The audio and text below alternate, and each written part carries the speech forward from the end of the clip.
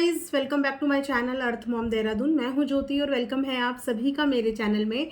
छोटों को ढेर सारा प्यार और बड़ों को राधे राधे। तो दोस्तों, इसी के साथ हम लोग आज का रिएक्शन वीडियो शुरू करते हैं। अगर आपको वीडियो पसंद आए तो आप कमेंट सेक्शन में कमेंट करके ज़रूर बताना। प्रेस बेल आइकन ताकि आप लोगों को आगे की वीडियो के लिए नोटिफिकेशन मिल जाए, और ऑल्सो अपने पॉइंट ऑफ व्यू, अपने ओपिनियन कमेंट सेक्शन में ज़रूर शेयर करना, क्योंकि जस्ट अभी ये कंट्रोवर्सी कल से ही शुरू हुई है। तो इसमें आपके ओपिनियन मेरे लिए बहुत मैटर करते हैं, तो इसीलिए अपने ओपिनियन आप कमेंट सेक्शन में ज़रूर बताना। फिलहाल जो ये वीडियो है ना, यहाँ पे रिएक्शन दिया जाएगा सिर्फ एक मिस्टर हस्बैंड को, रवीना के लालू जी को, जिन्होंने कल लिटरली हर बाउंड्रीज, हर सीमाएं क्रॉस कर दी है। एक थे जगत भैया, लगता है उनसे ही इंस्पायर्ड हो रही हैं। जगत भैया ने भी जिससे प्यार करा, बाद में उसकी बदनामी सोशल मीडिया पे करी, पर यहाँ पे इन्होंने सोचा कि मैं थोड़ा सा उनसे ऊपर लेवल का करता हूँ।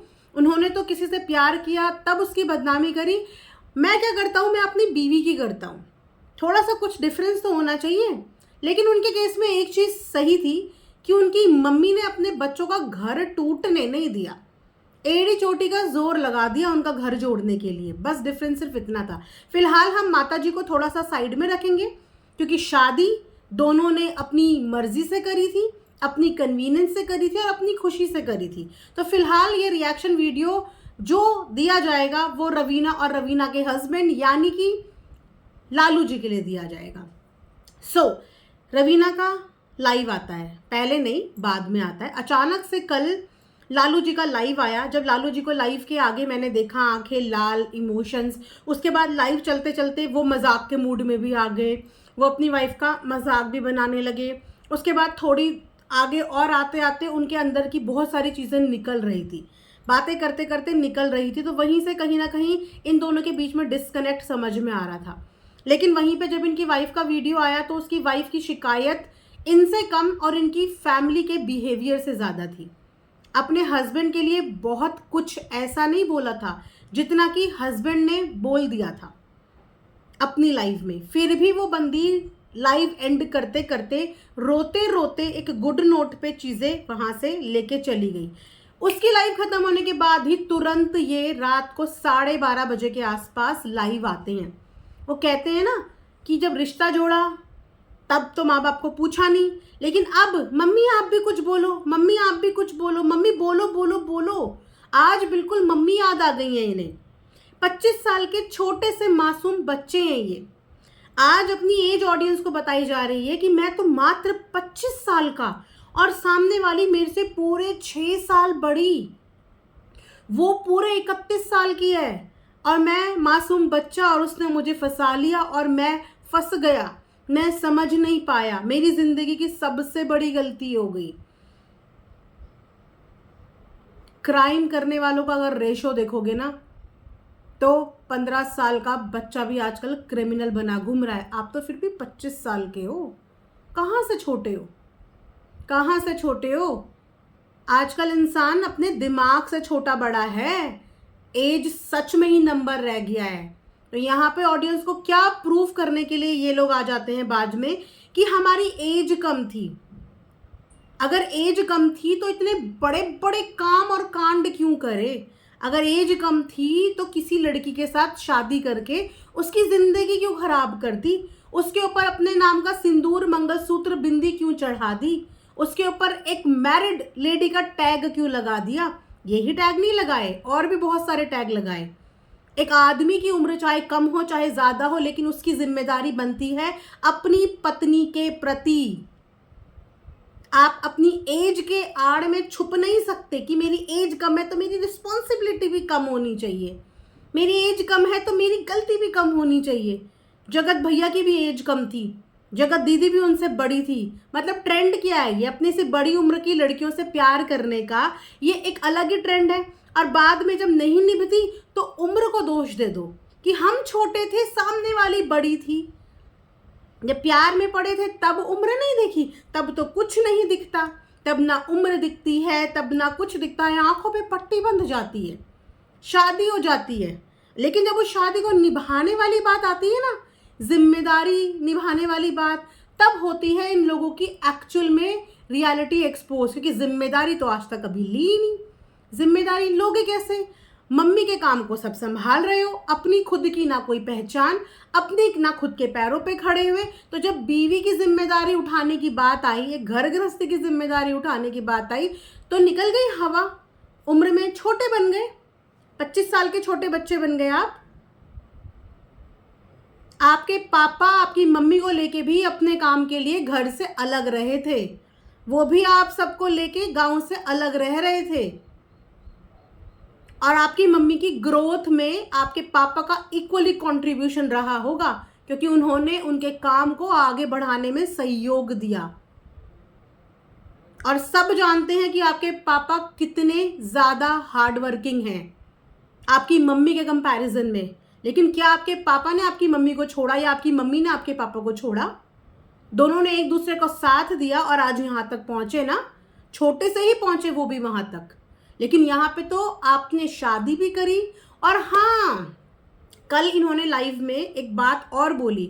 गाइस, इन्होंने लाइव फिलहाल डिलीट कर दी है, लेकिन मैंने इनकी पूरी लाइव देखी थी, पूरी की पूरी लाइव देखी मैंने इनकी। इन्होंने फिलहाल डिलीट कर दी है। इन्होंने लाइव में बोला कि हाँ, एफिडेविट बनवाया था, मेरे पेरेंट्स ने मुझे प्रॉपर्टी से बेदखल कर दिया था, क्योंकि उस समय पे ना मुझे भी ऐसी लगता था। मैं अब सच बता रहा हूँ, उस समय पे मुझे भी ऐसे लगता था कि फेम के लिए किया है। तो अगर आपको उस समय पे ऐसा लग रहा था कि फेम के लिए किया है, तो आप उस लड़की की जिंदगी जानबूझ के बर्बाद करने के लिए गए थे। आपके बोले हुए शब्द हैं ये। एफिडेविट आप लोगों ने बनवाया उनसे, सारा मैटर उसके अंदर क्या लिखना है आप सबने लिखवाया। शादी करने के बाद ही आपके घर वालों ने आपको प्रॉपर्टी से बेदखल करके एफिडेविट तैयार करवाया और उस पर साइन करवाए उसके भी, और उसने साइन करे। इसका मतलब यहाँ से ये प्रूफ तो हो गया ना कि आपके धन दौलत से उससे कोई लेना देना नहीं था। कि आपके पास क्या धन दौलत थी? आपके पेरेंट्स आपको प्रॉपर्टी से बेदखल कर चुके थे। उन्होंने खुद एफिडेविट पे जब लिखवाने को बोला कि आपके साथ रहेगा ये, हमारे से कोई लेना देना नहीं है, हमने तो बेदखल कर दिया। तो फिर किस बात का उसे लालच था? आपने ऐसे कौन से लाखों करोड़ों की संपत्ति उसको दी है? क्या दिया है आपने? इनफैक्ट आप लोगों को रहने के लिए छत भी उसके पेरेंट्स नहीं दी। आप ही की बोली हुई लाइफ से बात कर रही हूँ। इन्हीं के हिसाब से आज उस प्रॉपर्टी की कीमत 70 से 80 लाख रुपए है, जो लड़की के पेरेंट्स ने इनको रहने के लिए दी। और अगर इतनी सेल्फ रिस्पेक्ट थी, इतने ईगो वाले बंदे थे, तो जब वो दे रहे थे मना करते कि नहीं, मैंने शादी करी है, मैं जिम्मेदारी निभाऊंगा, मैं अलग फ्लैट लूंगा, मैं रेंट भरूंगा। 50-50 होता था। और बड़े प्राउडली बता रहे हो, सोफा आया तो 50-50 हुआ, टीवी आया तो 50-50 हुआ, फ्रिज आया तो 50-50 हुआ। अरे घर में रह रहे थे कि पीजी में रह रहे थे? घर के अंदर रह रहे थे कि पीजी में रह रहे थे कि घर में आया हुआ हर सामान 50-50 हो रहा था?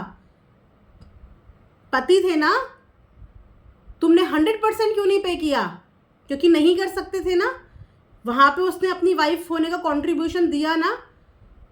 खुद आपने अपनी बात यहाँ पे प्रूफ कर दी कि उसने आपको फिनेंशियली भी कंट्रीब्यूट किया है, जबकि ये जिम्मेदारी पति की होती है। सर से लेकर पांव तक बीवी की हर छोटी बड़ी चीज की जिम्मेदारी शादी के बाद पति की होती है, जैसे शादी से पहले माता पिता की होती है। वो भी रहने को छत देते हैं, खाने को खाना देते हैं, पढ़ाई कराते हैं, लत्ते कपड़े देते हैं, अपनी बेटी का पूरा खर्चा उठाते हैं माता पिता। आपके भी माता पिता ने उठाया होगा। और शादी के बाद ये जिम्मेदारी पति की होती है। लेकिन आपके घर में तो वहां पे भी वो 50% कॉन्ट्रीब्यूशन दे रही थी, ताकि आपके ऊपर फिनेंशियली बर्डन ना पड़े। वहां पे भी वो हर चीज में अपना कंट्रीब्यूशन, एक लाइफ पार्टनर होने का फर्ज आपके साथ निभा रही थी। फ्री की रहने के लिए सर पे छत मिली हुई थी। तब तक वो लाइफस्टाइल से आपको कोई ऑब्जेक्शन नहीं हुआ, जब तक आप उस फ्लैट में मजे कर रहे थे, जब तक आप लोग घूम रहे थे, फिर रहे थे, तब तक उस फ्रेंड सर्कल से आपको कोई ऑब्जेक्शन नहीं हुआ। आई थिंक आपने भी नॉनवेज छोड़ा था ना? यस, आपने भी नॉनवेज छोड़ा था। माला वाला भी पहनी थी क्या, तुलसी माला? हाँ। और कल की लाइफ में बोल रहे हैं जब तक मेरा पेट पचा पाएगा मैं तब तक खाऊंगा, जब तक मेरा पेट पचा पाएगा मैं तब तक खाऊंगा। तो ढोंग तो आपने भी किया, छोड़ने का ढोंग, कान्हा जी की भक्ति में लीन होने का ढोंग, इसका मतलब आपने भी किया। हम तो बड़े खुश हो रहे थे कि चलो वाइफ के लिए एक हस्बैंड ने नॉनवेज जैसी चीज़ को छोड़ दिया। नॉनवेज कोई अमृत नहीं है कि उसको खाए बिना इंसान रह नहीं सकता। कभी कभी एक स्टेज पे इंसान के अंदर आध्यात्मिक सोच एंटर करती है, वो कभी भी किसी भी एज में कर सकती है। और अगर आपकी वाइफ के अंदर वो चीज़ आई, वो इस चीज़ को करने की लिए उसने पहल करी, छोटे छोटे बेबी स्टेप से ही इंसान अपनी ज़िंदगी में आगे बढ़ता है। और भगवान की तरफ भी छोटे छोटे स्टेप के साथ ही इंसान जाता है। एकदम एक छलांग मार के भगवान के पास नहीं पहुंच जाता, धीरे धीरे जाता है, अपनी क्षमता के अनुसार, गृहस्थ जीवन के अकॉर्डिंग धीरे धीरे वो उनकी तरफ जाता है, धीरे धीरे शुरुआत करता है। लेकिन आपने तो शुरुआत भी करी और उनका तिरस्कार और निरादार भी कर दिया। आपने नॉनवेज छोड़ा भी, उनकी भक्ति भी करी, और अब आप फिर से घपाघप जैसी मम्मी के आंचल में पहुंचे फिर से आप सब खाने लगे, सब कुछ। खुद इन्होंने अपने मुंह से अपने एडिक्शन बताए। मतलब सुना है लोगों को स्मोक का एडिक्शन होता है, किसी को ड्रिंक का एडिक्शन होता है, किसी को किस चीज़ का होता है। मतलब इनका एडिक्शन तो बिल्कुल ही अनदर लेवल का एडिक्शन। सुना था आप लोगों ने गाइस इनका एडिक्शन? नहीं सुना तो बताती हूँ। इनको पता है क्या एडिक्शन है, जिसको इन्होंने अपनी मम्मी के सामने बताया। सोचिए, ये इनकी संस्कार, ये इनके घर का एटमॉस्फेयर। वैसे ये गांव के हैं जो कि शर्म, लाज, लिहाज, हर चीज़ को गांव के लोग रखते हैं, है ना। लेकिन ऐसी बातों में ये लोग बहुत मॉडर्न और वेस्टर्न हो जाते हैं। लेकिन कन्वीनियंस के हिसाब से इनकी जो मॉडर्न वाला भूत होता है ना, वो फुस डाउन भी हो जाता है। एक तरफ इन्होंने बोला ड्रिंक, हो ड्रिंक करते थे, हाँ मैंने भी एक बार करी थी, हो फ्रेंड्स के साथ घूमते हैं, हाँ पर मैं भी घूमता था, हो ये करते हैं, यहाँ पे हो गया हो। लेकिन जब अपनी मम्मी के साथ में बैठ के लाइफ में इतनी करोड़ों जनता के सामने ये बोल रहे हैं कि हाँ मुझे एडिक्शन है, किस चीज़ का? PORN, ऐसी मूवीज़ का एडिक्शन है इन्हें, एक्स मूवीज़ का एडिक्शन है इन्हें। और ये बात ये अपनी मम्मी के सामने बोल रहे हैं, जो बच्चे कभी अपने पेरेंट्स को भनक भी नहीं लगने देते। पेरेंट्स छोड़िए, अपनी बीवी को तक नहीं लगने देते। देखते हैं, काफ़ी लोग देखते हैं, लेकिन भनक नहीं लगने देते। इन्होंने पूरे सोशल मीडिया पे बताया कि क्या एडिक्शन है, मतलब क्या शौक है, किसको होते हैं ऐसे एडिक्शन। लिटरली एडिक्शन बोला इन्होंने कि इनको इस चीज़ की आदत है, इनको इस चीज़ की लत है, और वो भी अपनी मम्मी के सामने। तब नहीं हुआ हो मैं ये इतनी गंदी चीज़ देखता हूँ, हो मैंने अपनी मम्मी के सामने बोल दिया, हो मैंने तमाम जनता के सामने बोल दिया, जहाँ पे देखने वाली मेरी माँ की उम्र की भी होंगी, मेरी बहन की उम्र की भी होंगी, हो मेरे ससुराल वाले भी देख रहे होंगे, मेरे दोस्त, मेरे रिश्तेदार, मेरे पूरे गाँव के लोग देख रहे होंगे कि देखो देखो लल्लू के अंदर कैसा एडिक्शन है, एक्स मूवीज देखने का एडिक्शन है लल्लू के अंदर, देखो देखो। क्या करे? कॉम्प्लीमेंट दें? क्या करें? शाबाशी दें कि वेरी गुड, बहुत अच्छी बात है, बहुत अच्छी बात बताई, बहुत ज़रूरी था ना ये बात बताना, इतनी ज़रूरी थी ये बात बतानी। अपनी बातों को इन्होंने बहुत आराम से कैजुअली बता दिया कि हाँ मैं मानता हूँ मेरे अंदर है एक कमी, मेरे अंदर है एक ऐब, है मेरे अंदर एक ऐब, मैं मानता हूँ इस चीज़ को। और दूसरी की चीज़ों को आपने हो करके, जबकि वो लाइफ आप खुद साथ में बैठ के एंजॉय कर रहे थे, खुद वो लाइफ एंजॉय कर रहे थे, फ्रेंड्स के साथ घूमना आप खुद एंजॉय कर रहे थे, फ्रेंड्स की कंपनी में रहना आप खुद एंजॉय कर रहे थे, तभी तो अपने माता पिता को छोड़ के आए ना। तो आप अपने पेरेंट्स के सगे हुए, उनसे रिश्ता तोड़ के एक दूसरी लड़की से शादी करी, और अब जिससे शादी करी, जिससे प्यार किया, उससे तुमने मात्र साल भर में रिश्ता तोड़ के उसको भी धोखा दे दिया। तो आप किसी के सगे ही नहीं हो, किसी के सगे नहीं हो, ना अपने माता पिता के और ना ही अपनी लाइफ पार्टनर के सगे हो। सॉरी,